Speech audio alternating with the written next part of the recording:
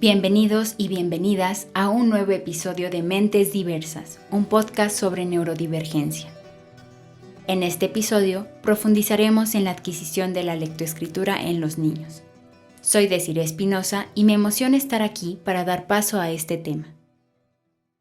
La lectoescritura es una habilidad esencial que abre las puertas a un mundo de conocimiento, comunicación y expresión personal. Pero, ¿cómo comienzan los niños a familiarizarse con las letras y los sonidos del lenguaje? ¿Qué pasa cuando reconocemos una letra o palabra por primera vez? Si eres un apasionado de la educación, un padre interesado en el desarrollo de su hijo o hija, o alguien curioso sobre la mente humana, este episodio es para ti. Comencemos. Para adquirir el sistema de lectura, tenemos que realizar un elevado número de operaciones mentales para que nuestra lectura resulte eficaz. Pero a pesar de ello, con la práctica estas operaciones se realizan de manera automática, tanto que no somos conscientes de ellas. Sin embargo, eso no indica que sea una tarea simple, al grado que para ir desarrollando todo este proceso, necesitamos de la práctica diaria por varias horas y por varios años. Ahora bien, a medida que los niños crecen, comienzan a conectar letras con sonidos y palabras. En el proceso, se suelen presentar obstáculos y desafíos. Por ello, en los niños se requiere hacer una preparación previa para fomentar su interés. Después, viene el reconocimiento de letras con sonidos, para dar paso a la unión de esas letras, que después formarán sílabas y después palabras. Cuando se llega a esto, la lectura solo es de palabras simples, donde la práctica es fundamental para pasar a lecturas complejas y a la comprensión de textos. Al momento de procesar la lectura, se identifican 4 niveles principales, los cuales requieren la participación de varios procesos mentales. El primer nivel se llama perceptivo y de identificación de las letras, donde el mensaje escrito es analizado primero por el sistema visual a través de los movimientos de nuestros ojos, y ya sobre el escrito se van descifrando los signos gráficos. Aquí la tarea es identificar las letras que aparecen ante nuestros ojos. Por ejemplo, en la etapa inicial, el niño solo reconoce y distingue las letras del alfabeto, donde los materiales educativos que les demos son de apoyo. Y a pesar de que no conecta aún la letra con el sonido, ya está desarrollando la capacidad de reconocer visualmente la forma y distinguirla. En el proceso, identifica las letras y comienza a asociarlas con sonidos específicos. Y con el tiempo, se avanza más allá de la identificación para comenzar a formar palabras y desarrollar una comprensión. La segunda etapa es el reconocimiento visual de las palabras, donde se recupera su fonología y su significado. Ejemplo, cuando estamos leyendo un texto y vemos la palabra sol, perro o carro, son palabras familiares, por lo que las vemos como una unidad completa, y al momento de su lectura es fluida y de fácil comprensión. Por el contrario, cuando son palabras nuevas, se deben desarrollar estrategias, lo que a su vez aumenta el vocabulario y la experiencia.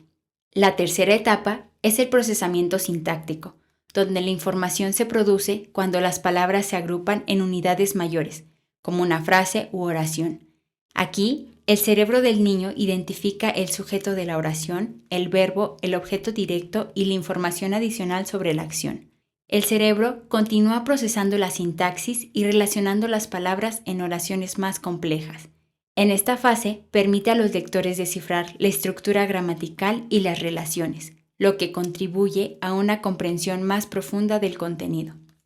La última fase es el procesamiento semántico, que consiste en extraer el mensaje de la oración para integrarlo a los propios conocimientos. En esta fase se ingresa a la memoria. Por ejemplo, si leemos La independencia de México, nos referimos a un conflicto histórico, por lo que el procesamiento semántico permite comprender el significado de esas palabras, la idea en el contexto de la oración y del texto en general.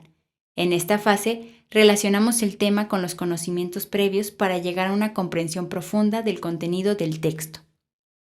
Ahora, cuando abordamos el tema de la escritura, también se debe considerar como un sistema complejo, tanto que antes de que los niños comiencen a escribir, deben pasar por una etapa de preparación, la cual incluye desarrollar habilidades motoras finas para aprender a agarrar un lápiz o un crayón de manera adecuada. También se comienza a entender la relación entre las imágenes y las palabras para una alfabetización temprana, y a medida de que ellos van creciendo, empiezan a combinar letras para formar palabras, lo que implica entender cómo se ensamblan los sonidos y las letras.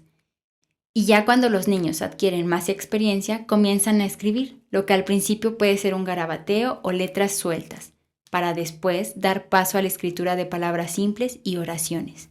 Este proceso, al ser complejo, también requiere de etapas cognitivas para lograr transformar una idea o un pensamiento en signos visibles. La primera fase es la planificación del mensaje, donde se debe decidir qué escribir y con qué finalidad.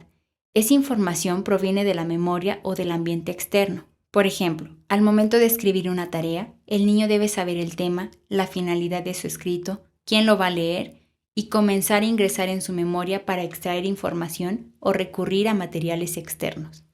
El segundo proceso es la adquisición de las estructuras sintácticas, donde la planificación es a nivel conceptual y se utiliza la construcción lingüística y la estructura sintáctica para transmitir el mensaje. Siguiendo con el ejemplo anterior, aquí se comienzan a unir los sustantivos, verbos y adjetivos para que la idea tome forma y se convierta en un escrito. Después está la selección de palabras, por lo que se ingresa a nuestro almacén léxico para expresar el mensaje ya planificado. Es decir, es la selección que se haga de las palabras para transmitir el tono, la atmósfera, las imágenes y el mensaje que se desea. El último proceso es el motor, donde hay que tener en cuenta el tipo de escritura que se va a realizar, si va a ser a mano, a computadora o en una pizarra, así como el tipo de letra. Y depende de eso, se activan los programas motores que se encargarán de producir los signos gráficos necesarios. Ahora bien, debemos tener en cuenta que la lectoescritura no es simplemente el acto de decodificar letras y palabras, sino un proceso profundo que involucra la comprensión de significados, la expresión creativa y la comunicación efectiva. En conclusión, no podemos negar la estrecha relación entre la lectura y la escritura, por lo que los procesos cognitivos que intervienen son los mismos aunque en sentido inverso.